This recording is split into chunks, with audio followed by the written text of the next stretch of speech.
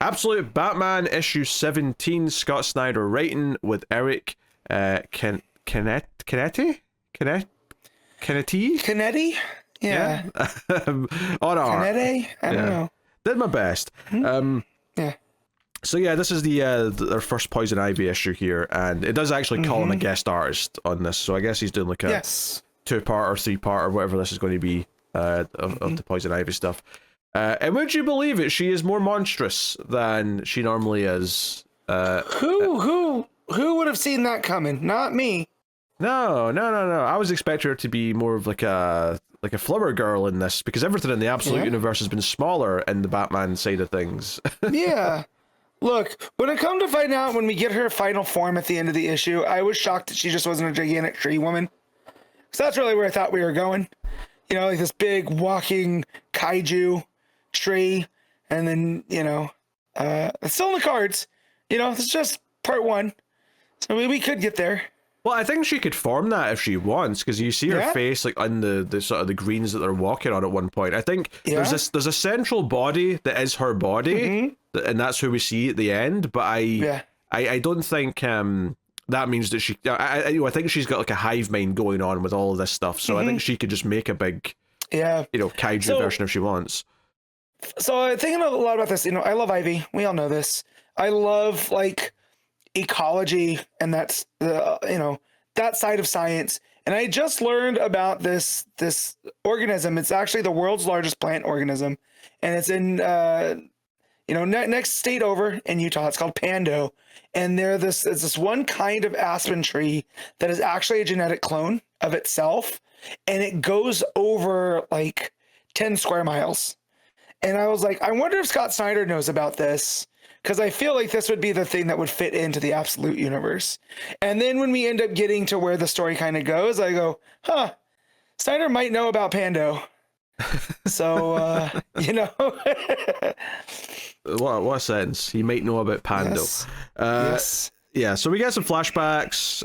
Her mother was sick, and she didn't know that necessarily growing up, but it basically describes every time she came to Gotham. So she came to Gotham as a child, first up, and, went to this building that's considered the heart of Gotham, which her mother explains is because it's right in the center of the city. It's the heart of the city, and even the winds all kind of cross over here into like the 5 boroughs of Gotham. So they're doing a little bit of, lore about Gotham, which is cool. I kind of like that. Yeah, and I like that she took her dandelion and made a wish, so that wish scattered across Gotham. I thought that was real poetic and nice. Yeah, and the implication is that like whatever's happening now with her, like is her fulfilling the wish she made. It's like her pursuing that still. But yeah, basically we get this building has now been overtaken with vines in present day, and like there's like trees growing on top of the building, and it feels like very almost like an apocalypse has happened, but only in this one building. Yeah. So we get this cool shot from above where there's helicopters circling it and they're talking about it. And they sort of sell Batman perfectly where they're like, yeah, we're just keeping watch to see if anyone goes inside, but who would be crazy enough to try and break into this place and then immediately chainsaw through the vines? Yeah. Cue the chainsaw noise, and here he is, not Leatherface, but still built like him. Yes. Taking it in. Dual wielding chainsaws, which he has attached to his bat gauntlets. Yes, which kind of like the Brainiac that we saw in Superman, right? With his chainsaw hands. Yeah, a little bit. But yeah, this is definitely Batman's doing some woodworking here. He's ready to go. He's here to get some logging done, log some trees. But yeah, he's got like a mask on as well, like a breather, right, to protect him from spores and things like that. Which actually comes off later on, and like Alfred's like talking to him over the comms, freaking out about it, and he's like, "It's all right, my cape's got really dense fibers. I'll just use that to cover my face. That ought to do the trick." So we'll see if it does, but that's how he ends up looking later on. Pheromones. The thing I know about Ivy is pheromones, so I feel like those are in play. For sure. Well, they're teasing a lot more in pheromones here, because like the SWAT team that went into this building are gone. They're not human anymore, but like the bodies are vaguely still there, but they're turned into these like plant creatures. I'm like, oh, she's just straight up taking over people like body snatcher style. Like she's infected them and turned them into like her meat puppets. So yeah, they're like grotesque now. So we get Batman like running and doing whatnot from there. We also have a subplot throughout the issue of like a week ago where Bruce has been going around trying to talk to his friends, and they're all turning him away. Cobblepot's like having his goons say you're not allowed here anymore, and we'll beat you up if you come back. The like Two-Face has escaped from the hospital. Harvey's missing. He's disappeared. Yeah. So also the way that they said that his skull is split in two still, he hasn't fully healed, and I was just like, oh, what's that gonna do? Like, is he gonna look more grotesque than he already does? In the Absolute universe, are you mad? No, they would never do that. And same with Penguin. We still haven't got a good view of Oz, and there's just that close up on his eye. At least I took that's what that was when the goons are throwing Bruce out. Yeah, there's that close up on the eye peeking out, and it's just like, oh, we're doing this thing where we're not seeing them. So when they pop back up, it's gonna be startling. I mean, we've teased it a bit when he's lying in like the bed and whatever before, but yeah, we've not seen him like standing up with an outfit on and the full look of him. So that should be fun. So yeah, we intercut from this stuff with Batman storming through the tree vines and climbing up whatever.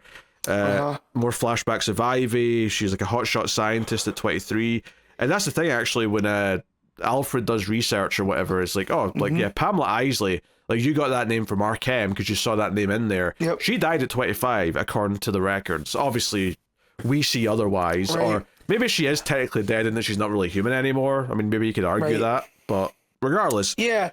So I thought the way that was going, because in Ivy's background, like when we see her backstory, her mom dies, right?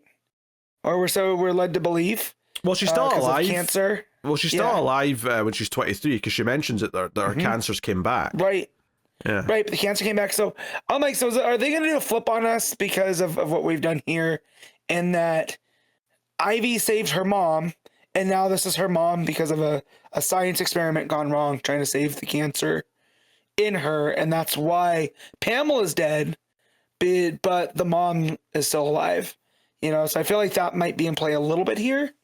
But yeah, I think that would be a fun twist on the character as well. Yeah, hold on. Let me go to the end here and see what they actually say, because I don't remember if No, okay. So it's actually it's the because before we get to the real like Poison Ivy, we get kind of like a more perfect like normal looking one, who turns out to just be like a copy or a drone that's grown up through the plant life, and then because after that one's taken out and she's like burned with a flamethrower, we see that like Ivy's just growing multiple duplicates. There's just tons of them popping up. So yeah, technically we never actually get confirmation at the end that is indeed Pamela Isley herself. So you may be right. You may be onto something there. I feel because the way that she talks about there was something growing in her mom, right? And there was this thing that had gone in her brain. And so I'm wondering if her messing with all of these different bioengineering type things, if that's what turned her mom into this. And now she can take the form of Pam, right? Like, of course she wanted to keep her child. And then I'm just thinking, like, because we also get some stuff with Bruce's mom they sprinkle in. And I was like, so if the first part of this has been him coming to terms with dad issues, what if this is now him coming to terms with mom issues? And we're playing that out through Pamela and all that type of stuff. Yeah, I'm not ready to jump in and say this is definitely the mum, and not because I could totally see it being, she just did this to herself through her freak science accidents, and her mum's dead now, or maybe her mum's still alive somewhere. Maybe that'll be something we have to reckon with, is that she'll have to actually see her mum look at her like a monster because she's. But either way, I feel like Snyder's having fun with this because of what we've come to expect with the Absolute universe, but also the character that we're pretty familiar with. So he can throw all these red herrings and stuff out and, keep us on our toes, which I do appreciate. And because we've read comics for a long time. So to be able to keep surprising like that's pretty cool. Yeah. You also have Bruce try to see Joe Chill in prison, but Joe Chill doesn't want to see him anymore. And Bruce is furious about it, banging on the glass. So yeah, it feels like everything around him is changing up. And that's when he does go home to see his mum.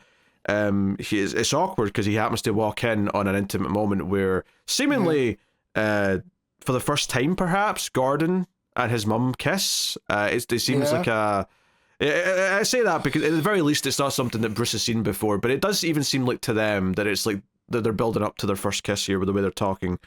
But then they hear a noise and Gordon goes to investigate, and you can tell that he's figured out, oh, that was Bruce, and he just saw that, and he's like, oh shit. Yeah. Also, I appreciate the very Sam Elliott-esque mustache that CANETE has drawn onto Gordon. Yeah. Because usually it's never this long and drawn out, so... Yeah, and obviously Martha's saying here that there's stuff that, you know, she's got secrets that would change how people look at her, and Gordon's like, no, I still feel the same, and that's what leads to the kiss. Back to that at the end, because there's something to talk about there. But yeah, you know, they tease a bunch of stuff here where there's a page where it's like Bruce walking just in his civvies, and it's like, oh, here's a panel of, you know, Jack Grimm's in Gotham, so we're, you know, building to Joker stuff. Here's a panel of Harley and her cult. And here's a panel of Dick Grayson talking to his colleague about, you know, the influence Batman's had on the city. So Is this meant to be Tompkins? I mean, it could be, I guess. Okay. But cause she has the gray hair. She seems maternal, right? So I was wondering if that was. Yeah, but I wasn't thinking she was old here. I was thinking this was like just more silver hair, and she was like Dick's age. Okay. I could be wrong though. I mean, yeah, she doesn't look an old person to me though from the face. No, that's why I got confused, right? But just the dialogue too. It seems like, you know, like advice from a maternal figure. I mean, I guess I don't know. I mean, it very well could be, but I don't want to just jump every single time we see a character who might just be like someone to talk to. That it's like, oh, this must be this character from, you know, the universe, right? But I mean, it could be. It very well could be. So yeah, all this is intercutting with, you know, Ivy's plant monsters, which just fly look like dragons at some points during this. Yeah. So there's a lot of action here, a lot of panels, you know, going wonky as the fight's playing out. And, you know, Batman looks kind of cool with his cape kind of like draped across his face. So you got kind of like a ninja vibe to it, which is kind of nice. And then eventually you get the reveal of the real Ivy. Again, is this Pamela Isley for reals or her mum? We'll find out. But she has what I would call a dragon arm. And by that I mean it looks like the snout of a dragon with an eye in the shoulder, which is very William Birkin from Resident Evil, might I add. Yeah. So. And the way her hair comes down almost like a cape, right? Like there's tendrils from it. It's like everything about her is built from something else. Oh, did you? I actually didn't think that was hair. I thought that was like a. No, I took. Because the reason why I say that is because it's almost like her hair is the spiky parts at the top that's sticking through this like you know, shawl. I mean, it could be both. I just saw the red and assumed, right? Yeah, just because it is Ivy. You could be right. It's the way it meets. It's the way it's sitting on top of her head, like her red hair's underneath it. Yeah, and then that's like a green kind of shawl, and then there's like pink spikes coming up through it. But I mean, it could all be organic. It could all be part of her. Yeah, for sure. No, for sure. But yeah, just the way that she is too, because in her backstory they talk about how it wasn't just plant stuff that she got into. It was all the different kingdoms, right? So she's pulling from bacteria and animals and fungus. She even gets a little on the nose actually when she's in her narration. She's like, "Oh, I'm sure there's an Ivy out there somewhere who only looks at plant life, but that's not me." And I'm like, "All right, that's a bit on the nose, but on you go." Yeah, but just the way that then when you see her here and she has aspects of all of them, right? And you're just like, oh man, this is like super Ivy. You know? She's got like lizard parts. She's got like flowers growing on her. She's got like a reptile looking eye. Those spikes could be fungus, right? Or bacteria spikes, you know, that type of stuff. Yeah. So yeah, no, it's definitely making her like this big threat too. Like she feels larger than life at this point, not just because of she's, you know, we see her face in the ground and the big giant trees, right? But just the fact that there were so many copies of her, right? And then here, when we see this full monstrous version, it makes her feel like an absolute threat. Yeah. Also, her body opens up in the next page and like more mouths and stuff come out. So she's full on like, I mean, I was saying that the eye reminded me of William Birkin, but she is like a failed Resident Evil experiment now. She's like just got monstrous parts that are just growing out of weird places and all sorts. And then the epilogue, you know, this is actually such a funny full circle thing, because Scott Snyder invented the Court of Owls, but we're doing absolute Court of Owls because at the end, Martha is calling someone for help, and it's revealed that she was once a part, and technically they say, you know, like, you would always be coming back to us, and we see the Court of Owls. That's what she's calling. So, I mean, I will see where that goes, I guess. Someone had asked Scott Snyder online if the Court of Owls was the white supremacist group that Bruce had fought in the annual, just because of some owly iconography that was in that art. And he said, no, the Court of Owls is something people aren't expecting. So, you know, they're very shadowy here, but I'm wondering if they're not necessarily a force for good, but they're an opposing factor to whatever Jack Grimm is doing. You know, and that's what they're teasing here. Yeah, okay. You know, so again, not that they're good, they're just not down with what Grimm is up to. You know, so they can use that to for whatever. Because it definitely feels like they're the shadowy, scary organization with the way that they talk to Martha. Yeah, they're definitely not good. I mean, unless they really shake up like our perception of them. But I mean, I wasn't expecting it. Cool. I was not expecting Court of Owls out of nowhere at the end of this issue. No. So that was a surprise. The fact that people were asking him about him, I thought, oh, he's setting up the next arc after this Ivy stuff. You know, that's where we're going.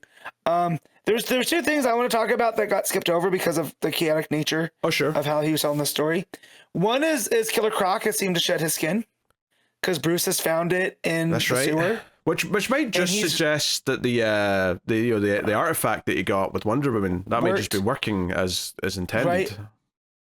But also, he said that reptiles usually only shed their skin to get bigger. Right? So it puts some doubt there that has he foregone the arrowhead? Right? Has he accepted being the creature type thing, which I did like. And then Barbara Gordon was one of the cops that went in. And Bruce saves her by pushing her off out of the building, which I thought was a fun scene. Well, more importantly, she says, hey, I guess we'll work together this time. She's open to working with Batman, and Batman just kicks her away immediately. And she's like, son of a bitch. And that goes more to his isolation as well, because in the story of him, like, meandering lonely like the Hulk from the 70s show, he sees what Batman's done to Gotham, and there's these guys that are popping up, you know, selling stuff with Batman, right? And that's not what Bruce wanted. Right? It feels like this version of Batman does not want to be this hero, right? This archetype that people look up to. There's two parts to that. One is that he talks about how he did not expect the people to like look at him look at the Batman this way. And he doesn't know how to deal with that. He sees people holding bat symbols, and he even starts to hate the symbol a little bit here. But then he loses his temper and smashes up that stand that the guy's selling the merch. So he's definitely feeling very conflicted. And I think the path to him accepting the idea of the public perception of Batman is something that it makes for a good story. It's actually something that the last movie did quite a bit, was this idea of like, he was just being Batman to be Batman because he wanted to deal with the things he wanted to deal with. And then part of the arc of the character in that movie is like him realizing how the regular world is going to look at him, and why that's important for him to manage that and deal with that in some way. So I feel like we're going to get some similar ideas here with, like, you know, maybe not doing it in the same way, but like, I think ultimately he's going to maybe realize or accept why it's important that his public persona matters beyond just scaring the bad guys. Right. And on top of that too, like when he pushes Babs away or Barbara, I don't think we've earned the right to call her Babs in this universe yet. The whole idea that he needs help, right? And he's so like avoidant to that because of what happened to his friends with Bane, right? But he's got Pennyworth, he's got this version of Barbara. It seems like maybe Robin, judging from the solicits, you know, because the way that whoever Dick was talking to, you know, their conversation about how the city's gone crazy because of him, right? Like, is this going to be leading Bruce after this interaction with Ivy and stuff? Like, oh no, I can't do this alone. I am going to need this concept of the Bat family, you know, because I'm just one person. If I was to make a guess right now, it feels like Robin in this Absolute Universe will probably start up as an independent or even as an opposing thing to Batman, and then they'll eventually, work together. But I feel like it might start off as a, like, no, I'm going to do something better than you do, or I'm going to do it right because you've made the city worse kind of thing, and then maybe they'll, reach some middle ground at some point. I mean, I'm just guessing. I have no idea, but like, because that's the other thing too with Harley and the Red Hood, where they talk about, the Bat, we don't partner with people, and Harley's like, well, I say new year, new rules, right? Too. So like, there's this building of two Batman as this concept, right? And so I do like that Snyder has seeded that in here, with that through Barbara, through Bruce's isolation and all that type of stuff. That those sets are there. Yeah. We'll maybe see how some of that stuff's coming together, and maybe this like upcoming Robin stuff will be what really propels it forward. So, good stuff. Obviously we have a different artist here, so it's very different than normal. How did you feel about the art? It's good. It feels like it's doing a version of Dragotta, right? Where it feels like he took Dragotta's designs, but is doing it in his own way. Because it didn't feel out of place. Like, it wasn't a stark contrast to what we've gotten in Absolute Batman. I think I kind of agree with that, but I will say the flashbacks with Ivy felt the most different, where it was like, they're doing these sort of watercolor style palettes, and there's more of a waviness to how he draws stuff, which works for the vines and stuff like that. So it works for Ivy as a concept, but it definitely felt like different, but not bad though. It flowed very well. I'll say that much. As much as I maybe don't like it as stylistically as much as Dragoa, I think it flowed pretty well in the context of this issue. As soon as I saw Batman not looking like this big hulking mass of a man, I was like, oh yeah, this is not Dragotta, so because it just kind of skimmed past the title page as I was reading, and I had to go back and be like, it's not Dragotta, who is it? And I was like, oh, okay, because it was just close enough to my eye to accept it. It was a little bit different. So, but good all around, man. I'm glad that Ivy's scary. Like, it's making her scary to me, a dyed-in-the-wool Poison Ivy fan, I think is a monumental effort. Yeah, and I like that even though we've got a guest artist, this didn't feel like, we're doing like a filler issue. It still was advancing all these subplots. It's still an ongoing part of everything. So I appreciated that as well. So what are you giving Absolute Batman? Maybe this is a solid 8.5. Yeah, they'll go with an 8 for me. So very, very good. Good stuff.